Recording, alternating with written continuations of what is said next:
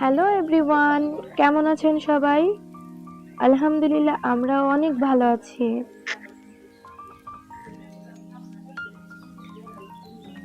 So আজকের ব্লগটা শুরু করছি আমার দুপুরের মিল দিয়ে।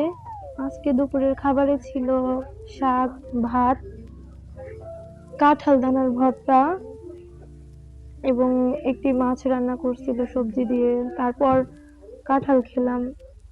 কিছু ঔষধি গাছ, সেইগুলো সুন্দর মতো কুচিয়ে রসটা খেতে হবে। এটা মূলত আমাদের পেটটাকে ঠান্ডা রাখবে এবং শারীরিক অসুস্থতা দূর করে। তো শিলনোড়ায় বেটে নিয়েছি।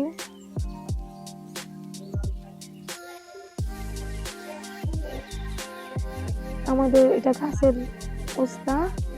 তো এই পর্যন্তই, বাই বাই।